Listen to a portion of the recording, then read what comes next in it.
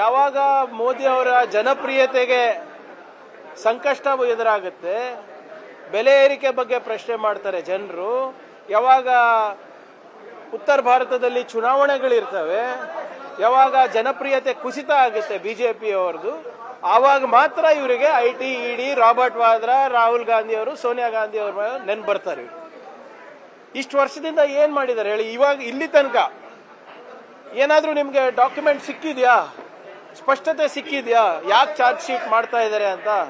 Money laundering ಎಲ್ಲ ಆಯ್ತು, land deal ಎಲ್ಲ ಆಯ್ತು, ಯಾವ ದೇಶಕ್ಕೆ ಹೋಯ್ತು, ಯಾವ ದೇಶದಿಂದ ಬಂತು, ಇವರಿಗೆ ವೈಯಕ್ತಿಕ ಲಾಭ ಹೇಗಾಯ್ತು ಅಂತ ಒಂದ್ ಕಡೆ ಒಂದು ಸಾಲನ ಕೊಟ್ಟಿದಾರ ಹೇಳಿ ಇಲ್ಲಿ ತನಕ?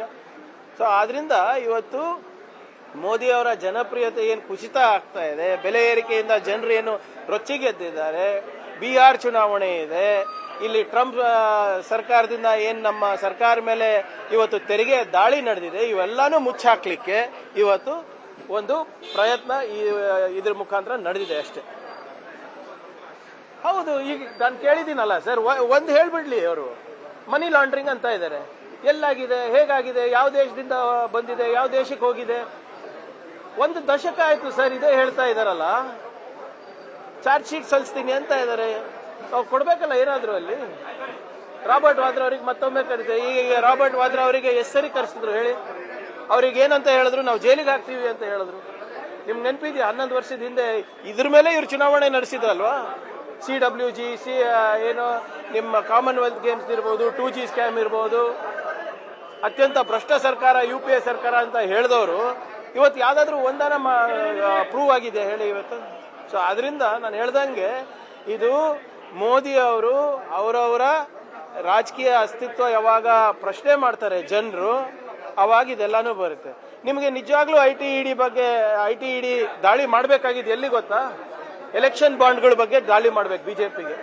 ಹೆಂಗ್ ಸರ್ ಅವರಿಗೆ 3,000-4,000 ಕೋಟಿ ರೂಪಾಯಿ ಅವರಿಗೆ ದೇಣಿಗೆ ಸಿಗುತ್ತೆ ಬಿಜೆಪಿ ಸರ್ಕಾರಕ್ಕೆ?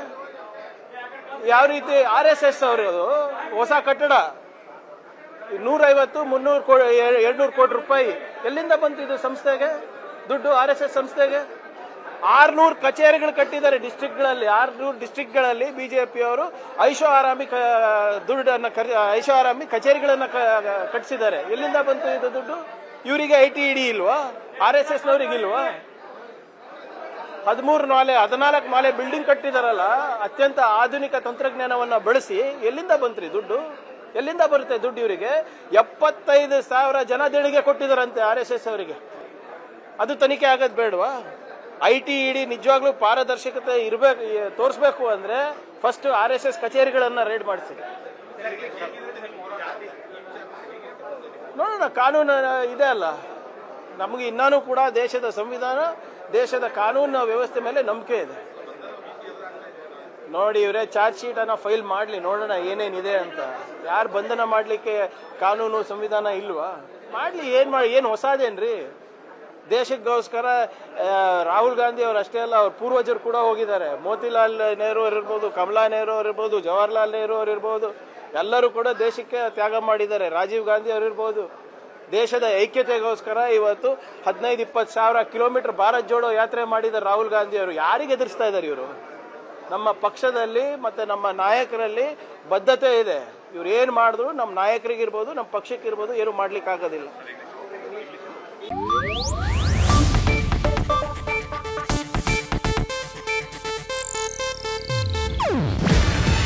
ಇದು ಏಷ್ಯಾನೆಟ್ ನ್ಯೂಸ್ ನೆಟ್ವರ್ಕ್ ಪ್ರಸ್ತುತಿ. ನೀವು ನೋಡ್ತಿದ್ದೀರಾ ಏಷ್ಯಾನೆಟ್ ಸುವರ್ಣ ನ್ಯೂಸ್.